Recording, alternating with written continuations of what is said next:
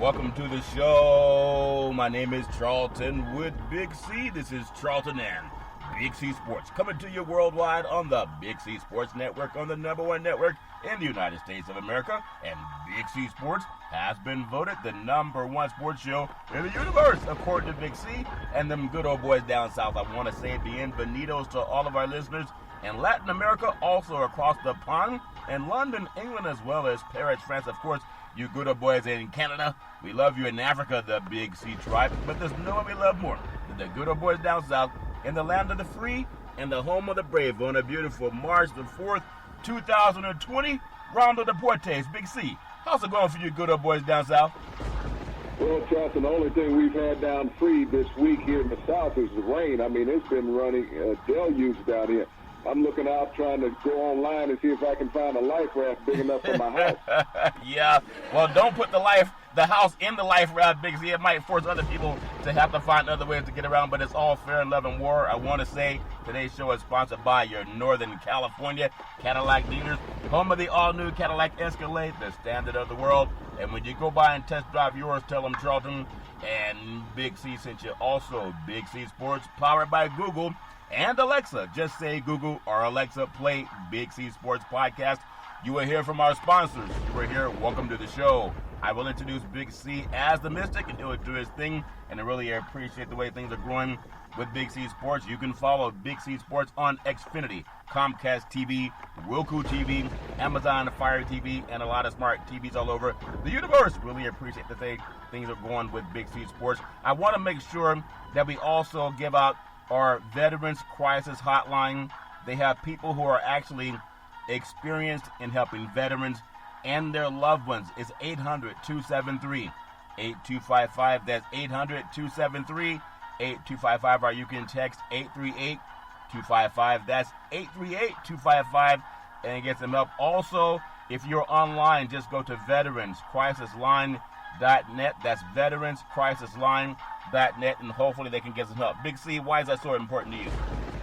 Well, Charlton, it's like that old adage, when it rains, it pours, and a lot of problems rain down on veterans when they come back from their tours of duty and try to assimilate back into society in America and just the normal everyday life. And many of those have dealt with horrific mental and physical stripes, Charlton, during their tours of duty. Yep. And unfortunately, many veterans have turned to suicide, which has become a horrific disease in this country, at the rate of almost 20 a day in this country, which is a horrific number. And we also have an equal amount of young people, unfortunately, turn to that same horrific disease of suicide, Charlton.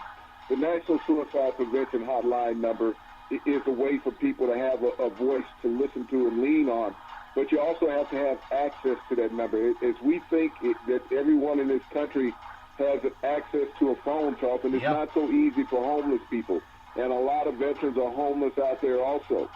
So one of the things that needs to find a way is to get them access to a landline or a cellular phone, Charlton, so that they can have an opportunity to call the National Suicide Prevention Hotline number. Yeah, we that's think so it's true. easy as we go through life every day to just function in society.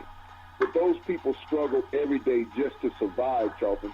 So the National Suicide Hotline number, even though it's there, we have to find a way to get them in touch with it. Well, I love doing our part, Big C. Very well said. 800-273-8255. That's 800-273-8255. Or you can text 838-255. That's 838-255. If you're online, just go to veteranscrisisline.net.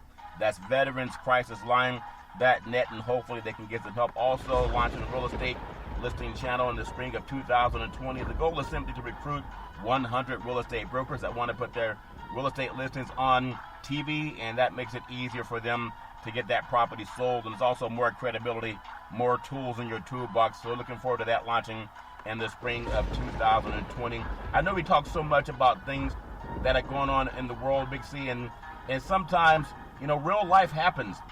We have the start of the Summer Olympics, 153 days away, and the IOC, International Olympic Committee, says that they have no plans of canceling the Olympics due to the coronavirus. And science really doesn't know what's going on, and some people think, oh, don't tell me so I won't be afraid. other people want to know so they can be prepared. There's a difference between being prepared and being afraid. They're not both mutually exclusive. So give me your thoughts on them saying right now, due to so much money that's at stake, they're not thinking about canceling anything. Big C, your thoughts? Oh, Charlton, I think that science is totally aware of what's going on with the coronavirus. As the U.S., is constantly speaking at, the outbreak that's going on in this country, we see it expanding on a daily basis. The reason why the outbreak in the U.S. is not larger than what it is because people haven't been tested. The coronavirus exists here in this country. And who knows how many thousands of people may be affected by this virus, Charlton, as it is worldwide. The reason why the countries that have the highest number because they've done the greatest amount of testing. The U.S. doesn't want to test. They say, well, we don't want to create panic in a country. We would rather just have people possibly pass away instead of testing it and making other people aware. The CDC came out today and said they won't have a vaccine for another 16 to 18 months. So why do we want to make people worried because we can't cure the epidemic that's out there because we don't have a vaccine for it? And then they came out also and stated, well, we'll have more testing kits available in a month. In a month, we'll be able to produce at least a million testing kits a day.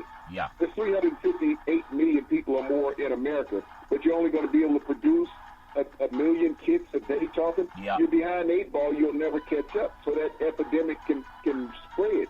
And as we look at the IOC talking about the Olympics, yes, they've invested billions of dollars into this. They're not willing to let the money go away just because of human health, Charlton. They can care less about the human being. And IOC made that statement today. It's all about the money. It's always about the money. There's so many things.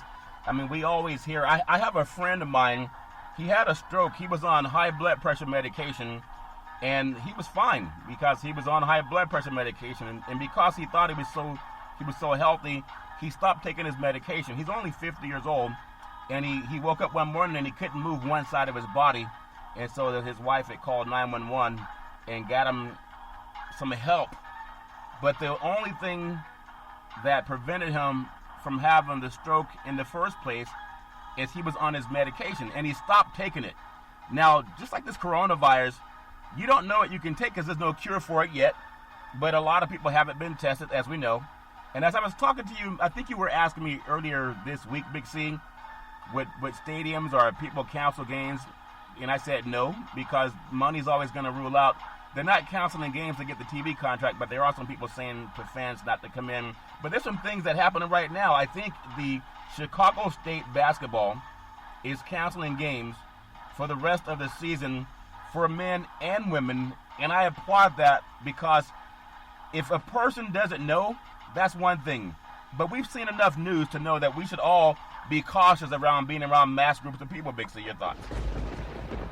Well, Charlton, I think it's the right thing to do because they play in the West Coast Athletic Conference or something like that, which I'm trying to figure out how does a team out of Chicago Geography. in the West Coast. But the tournament is up in Seattle. And so the athletic department has chosen to cancel the team's trips out there to play the last 2 games as well as play in the conference championship, Charlton, which I think is a brave move for an athletic department to put the needs and the welfare of the student athlete first over the cost of everything, Charlton, about trying to make money being in a conference tournament. What if you go out there and you get 1 or 2 of your students afflicted with this coronavirus?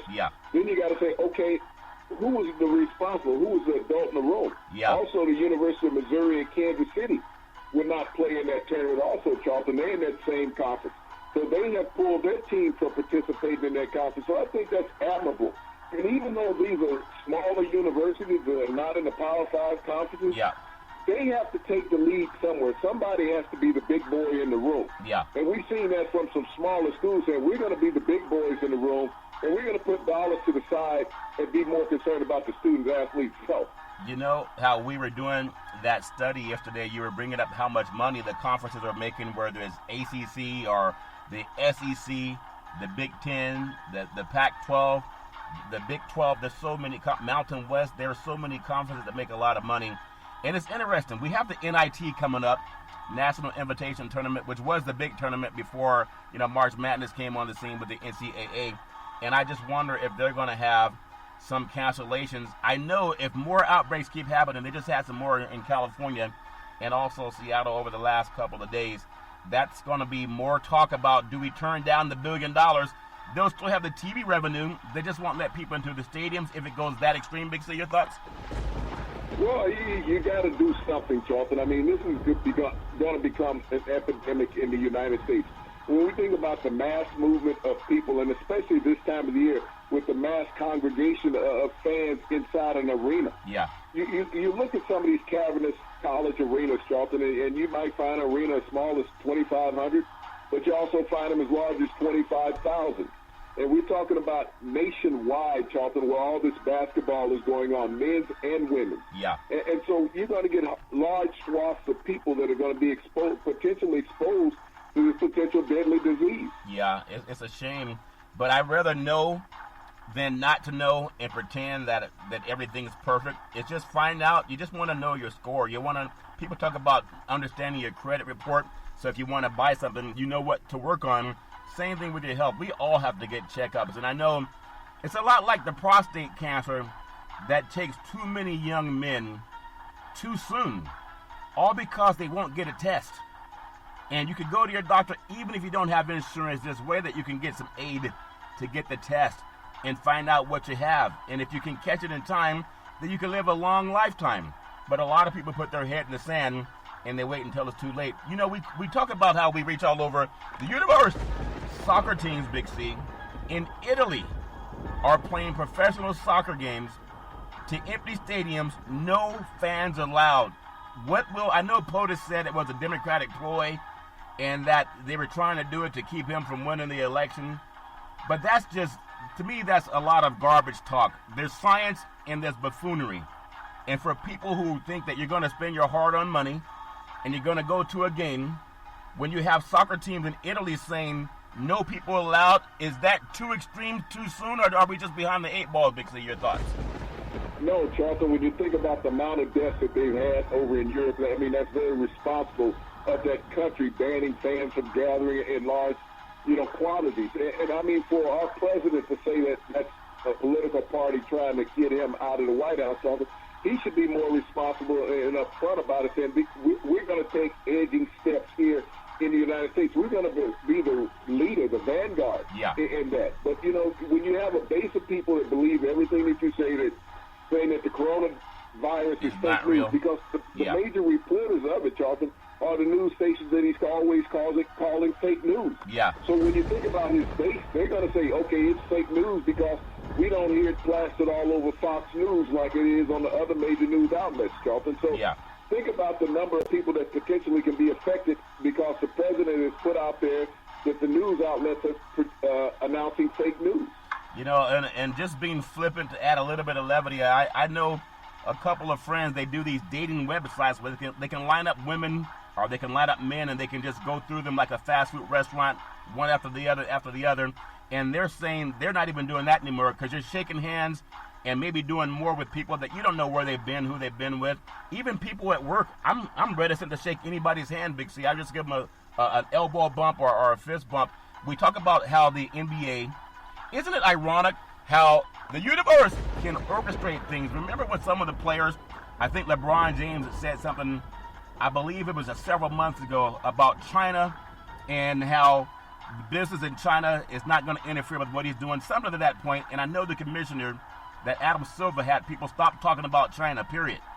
Isn't that something how, in retrospect, Big C, it's a good thing because there's a lot of American basketball players that make more money in China than they do in the United States by going there and endorsing products. Isn't it something how the universe worked it out so they're not going there now, and it just happens to be that it may have actually saved lives, Big C? Your thoughts? Well, Charlton, I don't know if it saved lives by the NBA players not going there. You still got the hugest population in the world living in China. Those are the people that you have to be more concerned about, those people that are there every day in that environment, not some NBA player going over there potentially for some endorsement. Yeah. I mean, that's the short-sightedness is. It's the welfare of the people, not the welfare of those billionaires who can afford to do whatever they want to do. Yeah, that's very well. So I think Mayor Bloomberg learned that just because you have $60 billion, you can't buy everything. And just to to add on to that, the billionaire, millionaire thing, there are people saying, I can't believe that Mayor Bloomberg pulled out of the presidential campaign now because he spent about $400 million, or some people say, $500 million. If you're worth $60 billion, that's like the average person making $60,000 a year, spending $600. So to him, it's just a drop in the bucket. But I want to also, you know how we talk about expansion of NBA basketball, and the new African NBA League is postponing the start of its inaugural season due to the coronavirus that POTUS called a political stunt to disenfranchise voters. Big C, your thoughts? Well, I mean, there's some social consciousness by the NBA saying that we're not going to expand and put other people in harm's way because we don't know the health risks in Africa until greater studies are done over there. I think that was a smart move by Adam Silver and the rest of the brass of the NBA not to expand its product, Charlton, during this worldwide health crisis. Yeah, and I'm proud of that too. I mean, everybody wash your hands, but we just don't know. It's like having high blood pressure. It's a silent killer because people don't get it monitored. They don't get it checked. That's what happens to a lot of people. And I know they don't have enough testing kits to test everybody.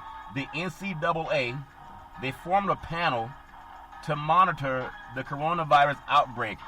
Ironically, the first time I heard about it was from a high school kid, my son. He told me about it, and then I later saw it on the news.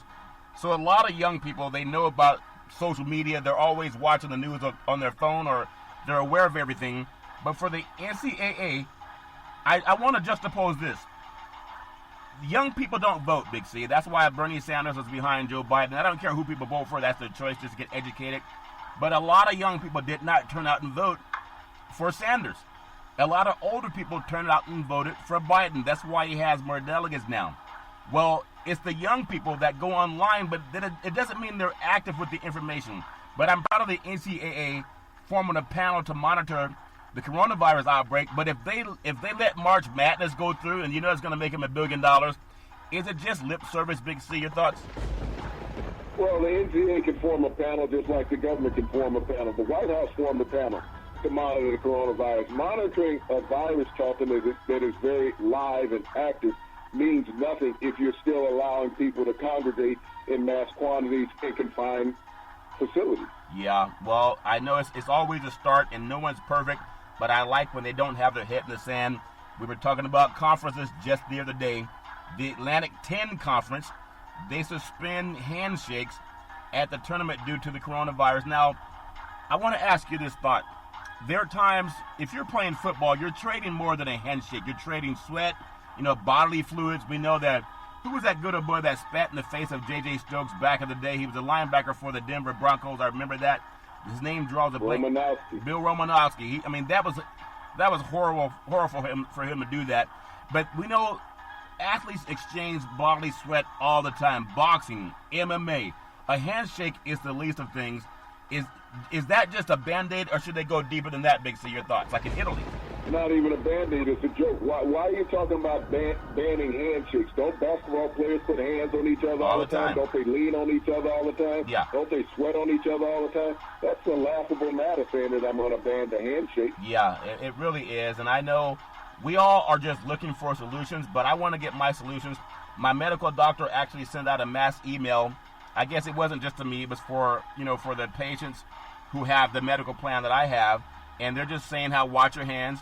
If you feel like you have any symptoms of the flu, just go, come to the doctor and get a checkup, and they'll assess you to see if anything's going on. So that's important.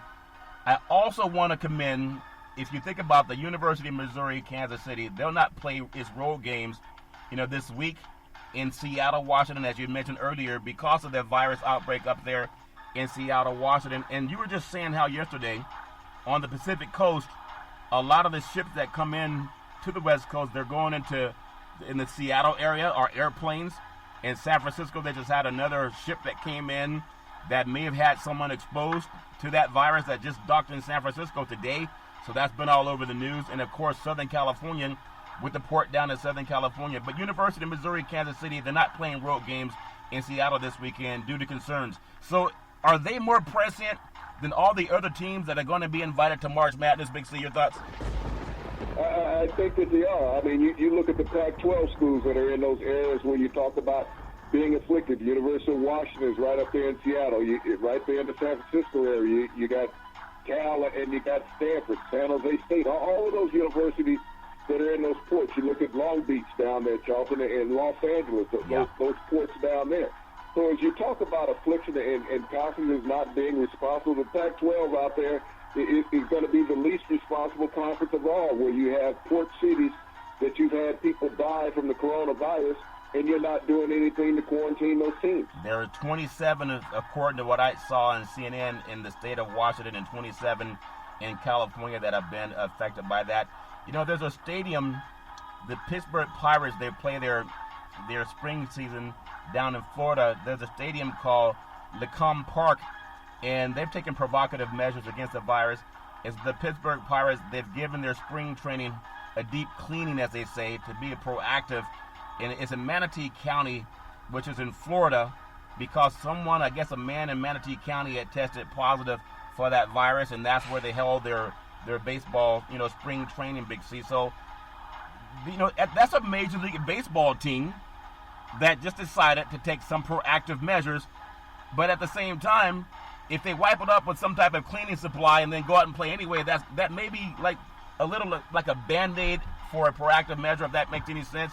I know that something is better than nothing, but does that give you cause if you're a player? Why do I want to go if they use some type of hand sanitizer to wipe down the stadium, Big C? Your thoughts? Well, you think about the state of Florida as a whole. Think about how many port cities are in the state of Florida, and then they have professional teams. You look at Jacksonville, Tampa, Miami, Fort Lauderdale, Charleston. All of those major cities down in Florida have port cities. And you think about spring training that goes on, the Grapefruit League down in Florida. Yeah. All those major league teams that are down there. Not only that, you think about the universities that are down there that are playing basketball. You got the NBA teams that are down there. Yeah. So when we talk about places where corona comes into this country, talking by airports, Yep. and Miami is one of the busier international airports on the East Coast, Yeah. and all those port cities that they have down there. So you can go down and wash down a stadium, but that's just one stadium. That Yeah. person who left that stadium goes back to a neighborhood. Yeah, they go back to a neighborhood. We know they have schools closing too. And just like we live on a small planet, I think the Earth's about 25,000 miles around in circumference. The coronavirus rumors are hurting Chinatowns all around the world. There was a story that came out of a local TV station in San Francisco, KPIX, that's a CBS affiliate out here in San Francisco. There's a bakery cafe in San Francisco, Chinatown. It usually has customers, Big C, that are standing outside of the door just to eat some of the goodies that they make at that restaurant. And because of this, their foot traffic has slowed down by more than 50%. And this story came out just about a day ago, Big C, and that's just over what's happened so far without a lot of people really testing to it. You've been to the food restaurant, Big C. What measures do you have your employees take when they're serving the public and the public doesn't know? I mean, how do you keep your employees safe, Big C? Your thoughts? I mean, Charlton, when you're talking about airborne pathogens is what you're dealing with this coronavirus. That means that it's something that's airborne. It's not always about touching somebody. Yeah. People are breathing. You talk about flu-like symptoms. How do you keep anybody safe? Whether you're going to a grocery store, whether you're going to a restaurant, whether you're going to a hair salon. I mean, there's really no safe place to go out in public. I mean, you're dealing in hotels, you're dealing in airports. Yeah. Everywhere that you deal with is a potential case of the coronavirus. I mean, there's no safeguards that you can take. You can't shut down life in America or around the world because of this. Yeah. But you just have to be as cautious as you can, regardless wherever you go. Yeah, and of course, airports are full all over this country with people flying in and out of different cities, and the airlines, obviously, you're in a cabin for about an hour or sometimes 3 hours just to get to where you got to get. How do you keep people safe with that? So I know we just want to make sure that we do our part, that PSA. There's some sports programs, and I try to listen to everything because I just love this industry, but there's some sports programs, they act like nothing's going on other than 5 seconds of saying, hey, wash your hands. And I just want to make sure we do our part in letting people know to go out there, pay attention to your symptoms if you have any, and also be willing to go see a doctor. I want to make sure that we touch a little bit on tonight's NBA schedule before we get into our Big C timeout, also known as the Big C pause. And speaking of players not shaking hands, In a college conference, Big C, we have NBA scheduled tonight for Wednesday, March 4th. Boston is at Cleveland. OKC is at Detroit. You have Indiana. They're playing at Milwaukee. Orlando would play at Miami. We just talked about Miami being one of those major port cities also. Memphis will be at Brooklyn. And then you have Utah Jazz playing at the New York Knicks. Big C, Chicago, they're playing at Minnesota. New Orleans is playing at Dallas.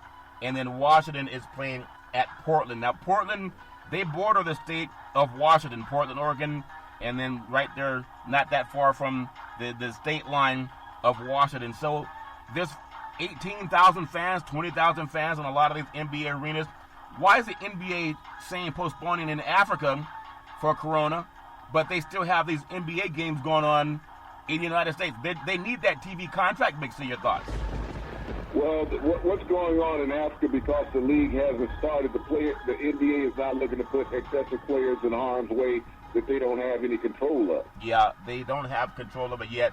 But again, we talked about Washington going out to play Portland, and there's the school from Chicago State that's not going to go up to Seattle and play, and there's a school out of Kansas City that's not playing in that tournament on the West Coast also.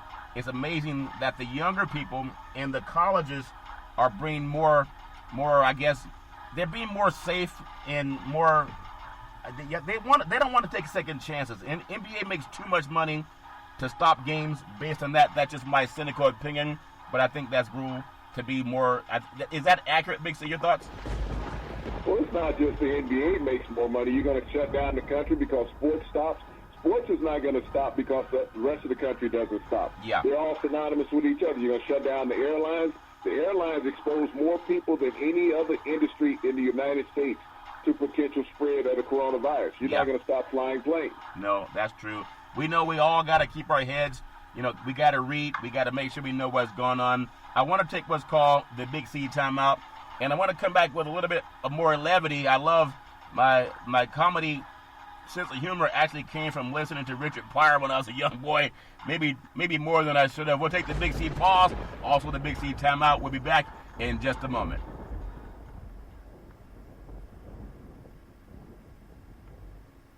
All right, we're back from the Big C timeout, also known as the Big C pause. You can follow Big C Sports 24 hours a day, 7 days a week on the #1 podcast network in the universe, iHeartRadio podcast. You can follow Big C Sports on Apple Podcasts. You can follow Big C Sports on Google Podcasts. You can follow Big C Sports on Spreaker.com. The apps that I really love are by Google and Alexa. Just say Google or Alexa, play Big C Sports Podcast. You will hear from our sponsors.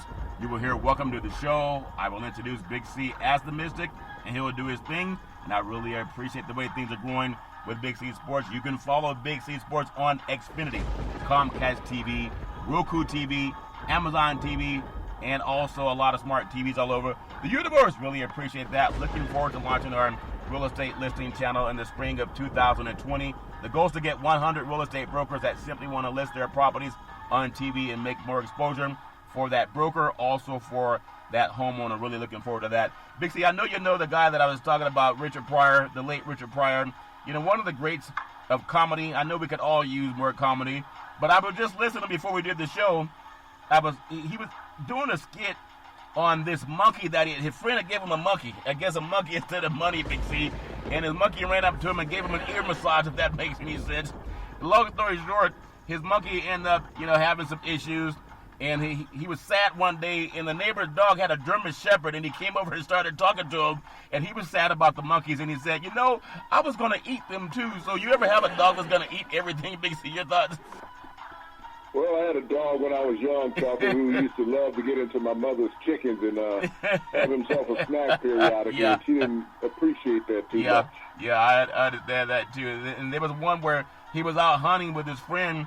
They were hunting for deer, and he said, "Give me the rifle." His friend said, "What rifle?" He said, "The one I gave you back at the car." He said, "It's not my rifle. How do I know you want me to have the rifle?" And Richard said, "But if you don't have the rifle, we're in trouble." His friend said, "Why are we in trouble? It's just a deer." He said, "I know, but there's a bear behind you." And his friend said, "Which way you gonna run?" So sometimes I still think about things like the great Richard Pryor when you need to laugh, and I hope that a lot of people can deal with that and not just focus on what might be a little bit scary in the world. Big C, your thoughts? Well, Charlton, you always have to make light at times during the day and any time in your life. And I know we're always going through troubled times in this country. When we start the show, we talk about the troubled times that many of our veterans go through, but we're talking about a worldwide plight that's going on right now with this coronavirus. Yeah, and again, our science community and the medical community, I just hope that they're on top of a lot of things. I want to just cover a little bit of news, some more good news that happened in the world of NFL football. Buffalo Bills, they make defensive coordinator Leslie Frazier a co-head coach, Big C, and I think that's a good thing. I know there's not a lot of African American men that get opportunity in the world of coaching outside of the playing days, but they made that announcement today, and that's a good thing for Frazier. He's been around the league a long time, Big C. Your thoughts? Well, he's a guy that should have his own team and be a head coach of his own team. He's been one of the top defensive coordinators in the NFL for the past decade. Yeah, he really has for the past decade. And isn't it ironic that it happens in a small market like Buffalo? I think about the Bay Area in all, and again, I guess they could go anywhere in the country, but we've had a football head coach, Art Shell. I remember when the late Al Davis had signed Art Shell, a former Raider, to be the head coach for the Oakland Raiders, and how, Art Shell, did a good job for Oakland, but he's been the last one. I think Reggie McKenzie, also as a GM for the Oakland Raiders under the latest, Gruden regime, they decided to part ways with him. But even in a city like Oakland, which has a very diverse population, or even cities like Baltimore, you just don't see that many opportunities. But I'm happy that at least Leslie Frazier is getting a chance to shine. But you would think that he would have his own team. Big C, your thoughts? Well, he should have had his own team as a head coach a long time ago, Charlton, but African Americans don't get that opportunity in the NFL on a frequent basis. Yeah, on a frequent basis. I want to cover a couple of things, too, because this goes to the college level, and it's very important to me. I know we did the story, I believe, earlier this week about conference affiliation, how much money conferences are bringing in, for the most part for black labor.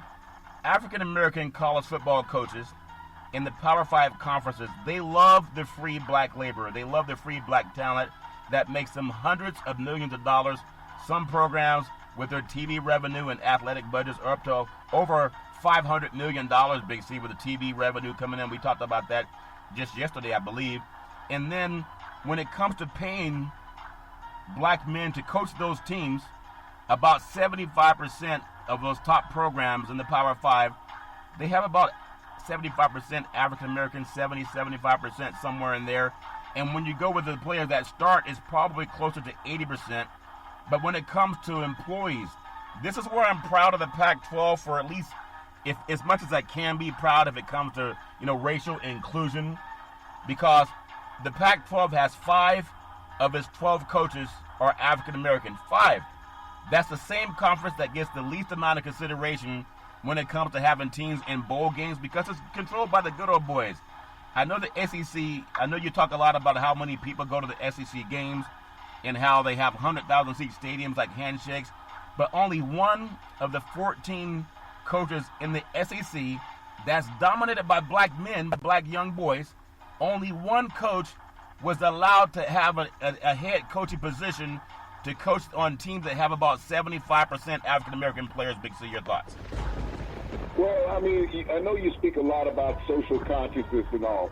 So where does that social consciousness come from, the parents and the players, why they don't attend HBC universities? I know we can always say that the universities are making hundreds of millions of dollars off the backs of these black athletes to go to their universities, Charlton, but why do these black athletes choose not to go to the HBCs? If they went to the HBCs, would not the HBCs become wealthy and dominant, just like the mainstream universities athletically? Well, as you mentioned, money rules everything. And I think you even made the point that if a conference is going to get a $300 million package from TV, and they can have the on-campus stadiums, the top of the mind, I guess, the latest, newest edition of whatever weight room, training facility, on-campus stadiums, that's an attraction. Money rules everything. When you have the money to fly around the country, your coaches, or to fly kids in to take, I think they get 5 recruiting trips, Big C, they'll get that 5. If you're a Power 5 team, and like Ohio State or Alabama, Your athletic budget's over $100 million. HBC can't compete with that. And that's because of so many structures that have happened in society. So colleges around the country, they're wrapping up their football signing classes, and they tout how many African-American athletes come to those schools.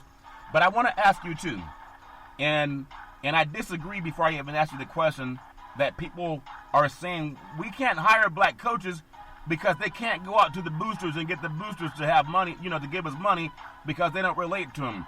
Those same boosters, they don't mind when you have 80% of your players black.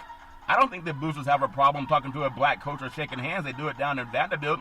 I think it's just good old boys doing the bigotry that they've done for 400 years, Big C. Your thoughts? Well, the difference at Vanderbilt University is just like at Stanford University. It's about academics.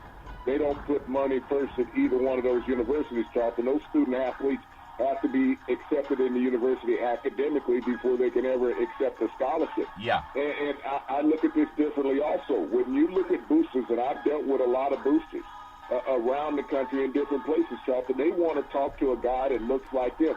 When they're sitting there writing out a $100,000 check to donate to the university, Charlton, they want to make sure that guy that they're giving that money to looks like them. They may hobnob with all the athletes, but the athletes are the ones who makes them want to give it to the coach. Yeah. And who's recruited those athletes? The coach. Yeah. So the coach is the CEO of the country. I mean, when we look at the African-American disposition for as head coaches, you have to look at that just like you look at any CEO of any company in America. How many CEOs of major 500 corporations in America, the top 500, are African-American?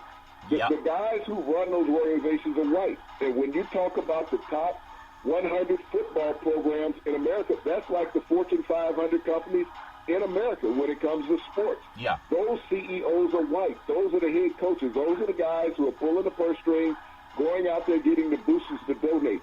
You look and you see how quick a university is to get rid of an African-American coach. Yep. Willie Taggart. When you're losing and you don't look like me, I will get rid of you. Yeah. He spent 1 year at Florida State before they bring in another coach, Charlton. And that was a Jimbo Fisher left Florida State, went to Texas A&M because Kevin Sumlin wasn't winning. Yeah. So they got rid of Kevin Sumlin, and they paid a guy with the same record he had that same year they fired him $75 million because he looked like him. They said, okay, we don't mind investing in you because you look like me. Yeah. Anytime you went on a job interview in your younger years and you got there and all of a sudden the position was filled, or they weren't taking any more interviews or whatever, it was because of the way you looked. They did not want to give you the money because of the way you looked. The way you sounded on the phone was not the way that you looked in person. I've seen that and experienced that, but I want to ask you a question because I've told you, in my opinion, they've learned these programs down in the SEC and maybe the ACC that won't give a black man a job, but they've learned to better exploit young black boys. Money solves a lot of problems. If somebody walks up to you and says, we're going to give you $100,000, just come to our school. Is it exploitation when a parent allows their child to go to a university? If you have a son and an SEC school came in and said, I'm going to give you a full scholarship, and you don't have to pay for anything, would you let your son go to that university? Well, no, because some of the graduation rates are like 300 in the country. They're not going to school. They're just playing sports.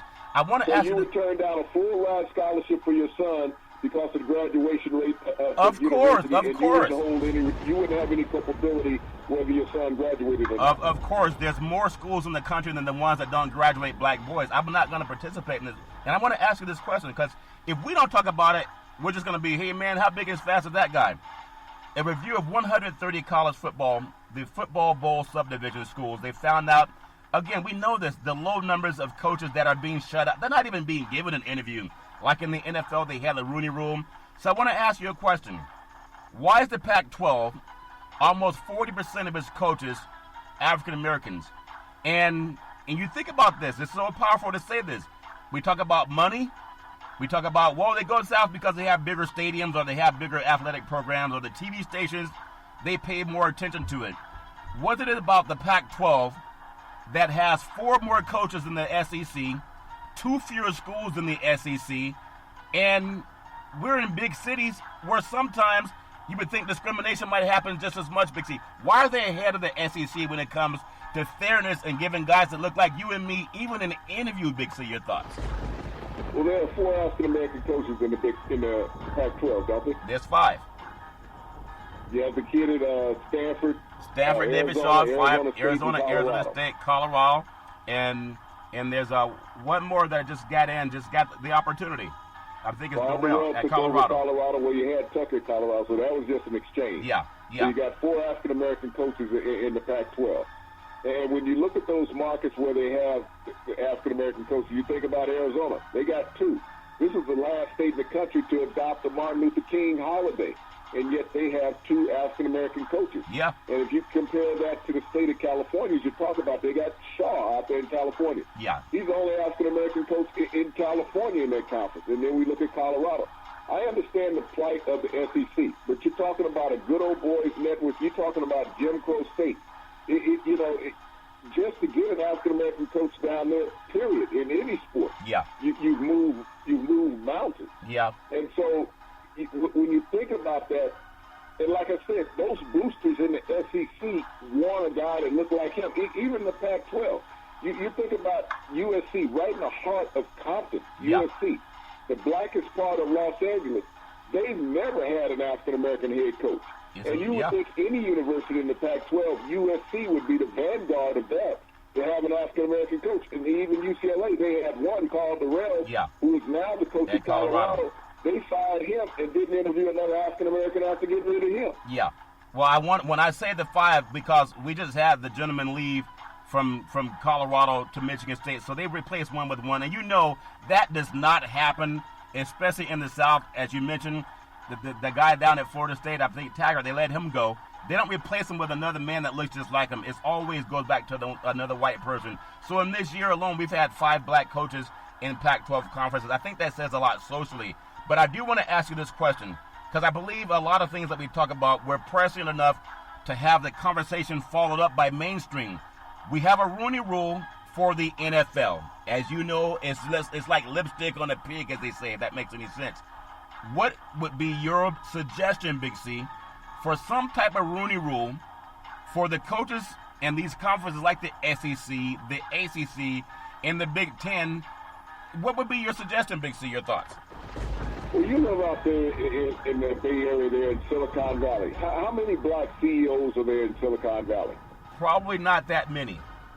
Okay, and you're talking about the wealthiest part of the United States. Well, the West Coast, Silicon Valley, where they talk about they got more billionaires per capita than any other place in the United States. Yeah.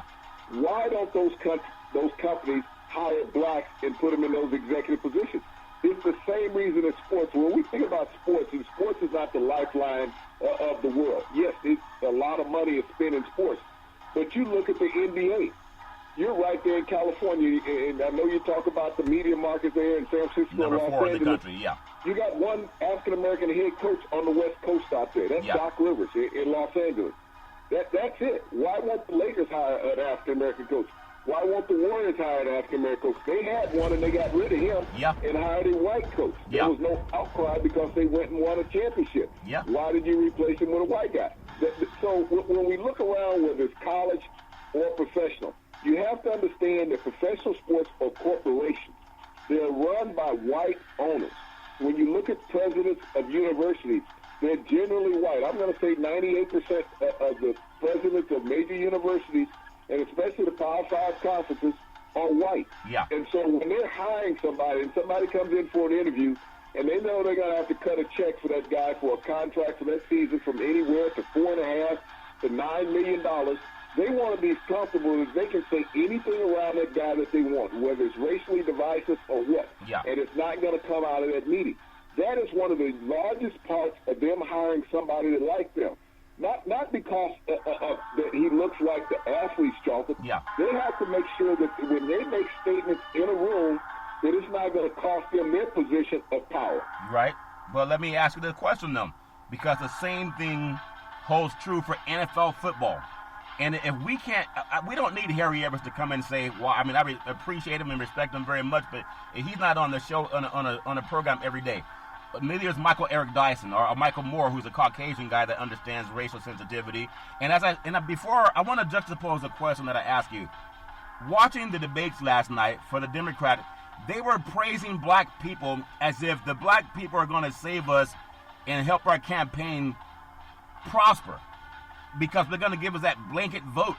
As a monolithic group, we know not everybody's in the same way of thinking, but there was so much praise for black people as long as they voted for white people. That's important. So I want to ask you this thought, because you say it's up to the parents. It's up to the parents. Why do the parents let their kids go to these programs that graduate them at 300 in the country? They're not going to class for the most part. So when we have, and this has always been a social experiment, Dr. King and Billy Graham talked about it, what is it about white Americans that say we can't interact with you in the boardroom, but we get 100,000 people to go to a stadium, let's say 98,000 of them are white Americans.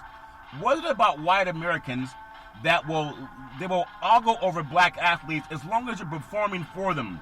In those same schools, they know that, but those same schools say we can't hire a man when they got 98,000 of 100,000 white people showing up to watch black athletes play. That doesn't make any sense. Big C, your thoughts? How many black corporations have you worked for, Charles? Just the one we're doing right now. No, I'm saying beyond being self-employed, yeah. How many black corporations have you worked for? Yeah, none. I'm going to assume you're a middle-aged man. Yeah, none. Okay. Is that your fault or their fault? Well, like I said, I did something about it. We had a conversation, I believe it was last week, and we talked about HBCs, and I asked you, why did you not go to an HBC, or why did your children not go to HBCs? Was that your lack of responsibility or their lack of responsibility, or you chose not to drive them in that direction? So what you're saying about yourself is that you're the swatch of America that chooses to be a part of that also. No, that's not true. You haven't chosen to go to an HBC. No, let me answer the question. Children go to an HBC, and you haven't sought out a black corporation in America to work for, then you're just like the rest of the mainstream. I mean, we can criticize everybody, but until you make that change personally, say, okay, I choose not to go to a white grocery store any longer. I choose not to go to a white gas station. I choose not to turn on a channel that has white broadcasters. Then you're part of that scenario. So we can't get out of it as a whole. And as we sit up and look at the economic growth of America, whether it's in the business industry or whether it's the sport industry, unless that white guy pushes that on button, it's not going to come on. Even your cell phone company, it's run by white CEOs. Yeah. And you use that cell phone every day, so you make sure that he gets paid by paying that cell phone bill. I understand the racial strife when we look at and wonder why blacks don't advance more in sports and in business than what they have. But when you choose not to follow your own, when you choose not to invest in your own community, if you look at the Hispanic growth in America, you look at the Middle Eastern growth in America, and even the Asian growth in America, is because they invest in their own communities. Yeah. African Americans were told, you don't have to invest in your communities anymore. You can invest outside your community, and we will gladly take your dollars now. You couldn't spend your dollars with us 60 years ago. When African Americans found out that they could spend their dollars in places that they couldn't spend them 60 years ago, they stopped investing in their communities. Their communities were businesses. Their communities were universities, Charlton. And so they wanted to be part of the mainstream, and they left their own society behind. You asked me a question, but you didn't give me the chance to answer. The reason I did not go to an HBC, I wasn't fully aware. That doesn't mean I would have gone anyway. And the reason I chose to go to the state college that I went to is because it had the curriculum that I wanted. It wasn't about it being black or white. What I did not do, and what I would not allow my son to do, is to go to a school on a scholarship that graduates our kids at 300 in the country. Just because they have a 100,000 seat stadium, I'm not going to participate in that garbage. As far as working around people of diversity, I'm a champion of people of diversity. I've often pushed that, not only for myself, but asking other my white brethren to be a part of that too. So to me, it's never about being only shopping at a black business store. Is that the university's fault that they graduated 300%, or is that the student and the parent's fault? That's You're both. saying that the parent has no culpability in what their student does when he's not at home. No, I know when I went off to university, and that was years ago, we didn't have cell phones where we could communicate with our parents.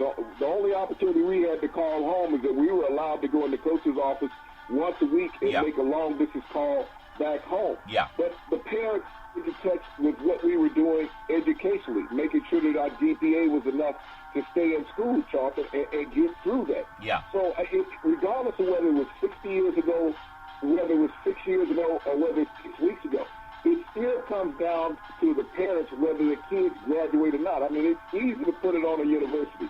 But what you're doing is you're letting the parent off the hook, saying that they're not responsible once that kid leaves home for guiding that kid any longer. Well, Big C, to be honest, a lot of parents are not equipped to do anything. And when they come and dangling that carrot in front of your face, they may see it as a way out. I just want to finish up my statement, though. So we're in 2020 I and saying understand. the parents are not equipped? No, there's some parents that they're living paycheck to paycheck. If someone gives you free education, you take it.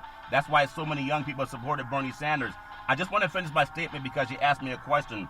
The reason that I believe in racial inclusion is a way for everybody to grow. The reason that I'm doing Big C Sports along with you is because I didn't want to keep waiting for a mainstream to say, yes, no, we don't have an opportunity, yes, we do. So I am being part of that corporation that a lot of people say they can't be a part of.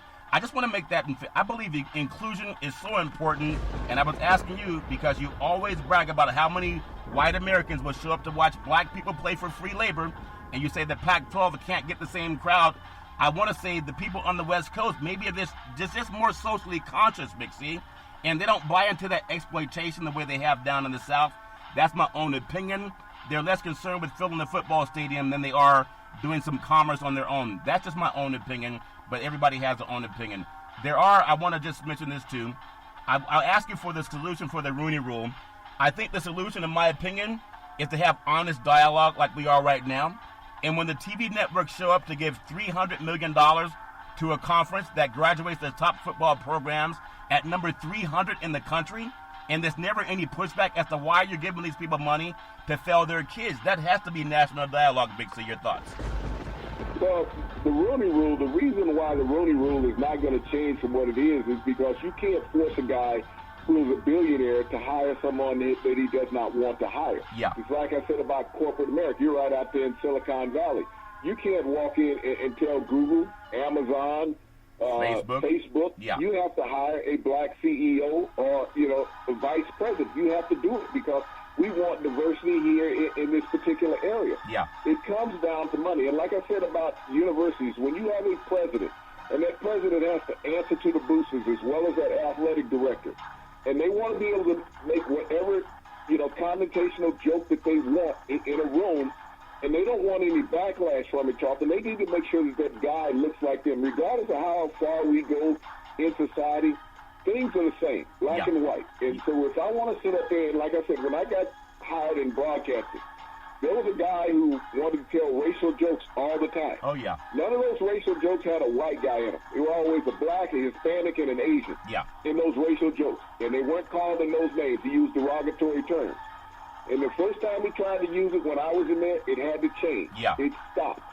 So when you have somebody who does not look like you in that room, you're able to tell those jokes still, Charlton. Yeah. And when you're in the southern part of the United States, because of Jim Crow, it has not changed.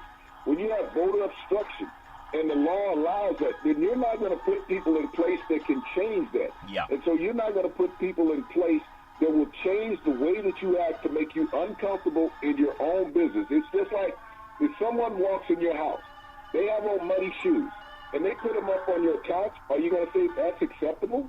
No, if they not don't at all. look like you, that Right. they're not your kid? Right. Let some stranger come in there, and that's the same thing that these presidents of universities are.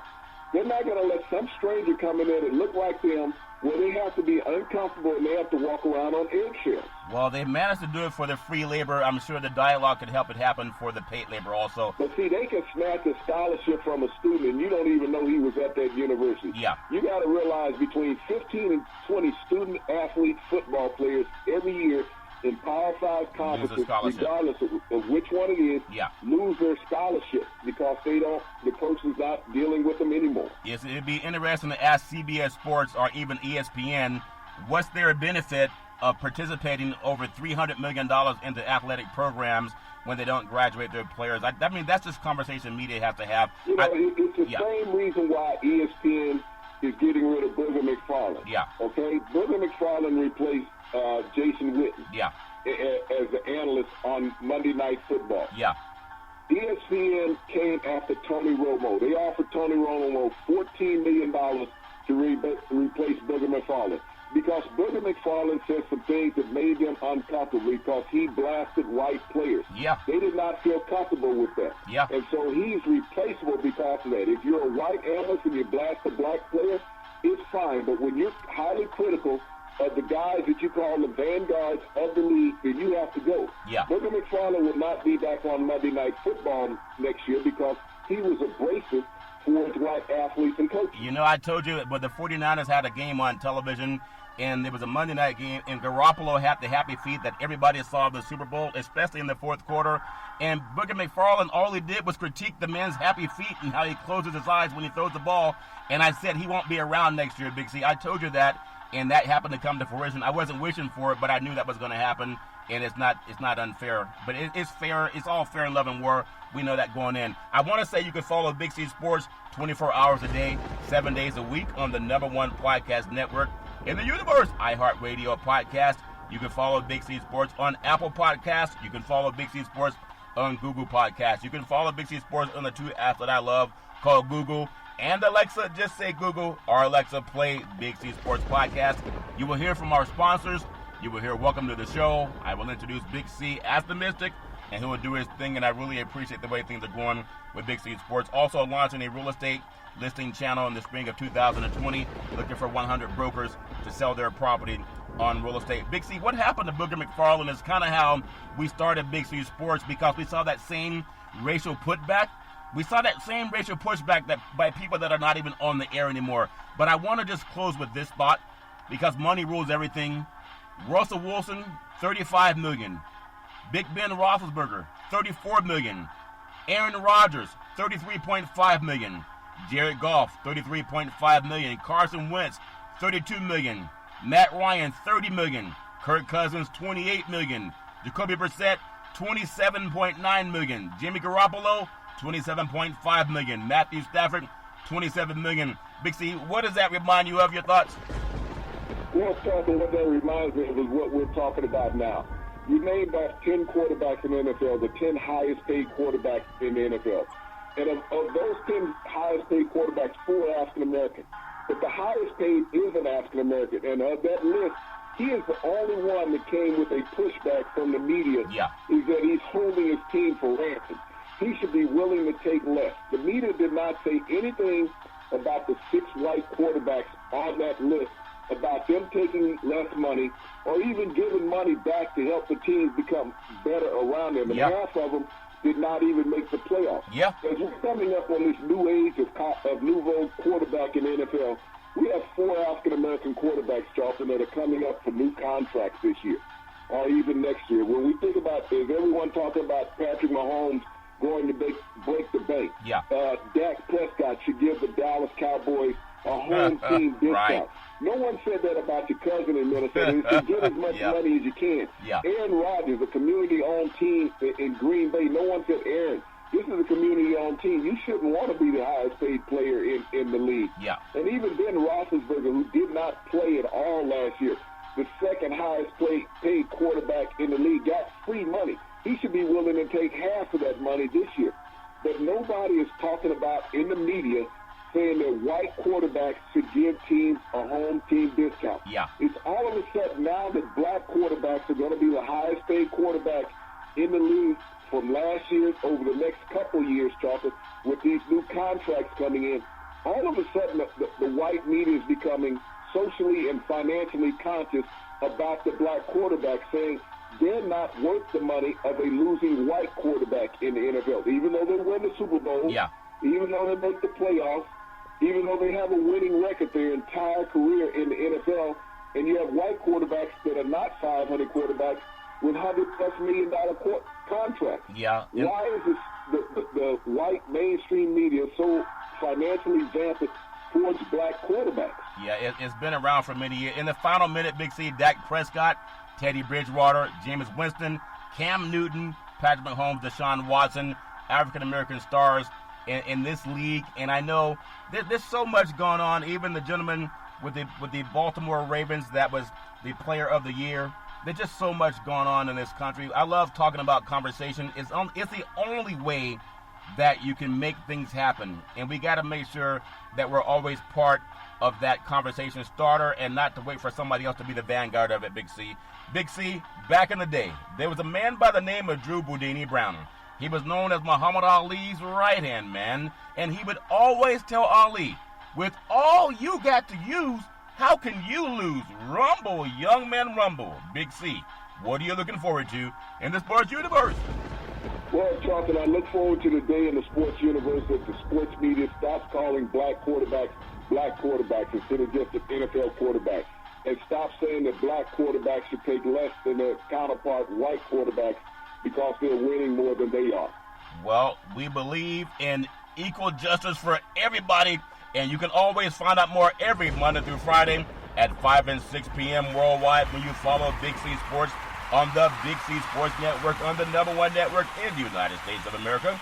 And Big C Sports has been voted the #1 sports show in the universe, according to Big C and them good old boys down south. As we always tell you, that's never, ever an excuse for domestic violence. If you know any man or woman going through that garbage, please pick up the phone and call 911, because no man or woman should ever have to go through that garbage on their own. And as we always tell you on every Big C Sports show, we thank you, we appreciate you, and we hope that you have a super fantastic day.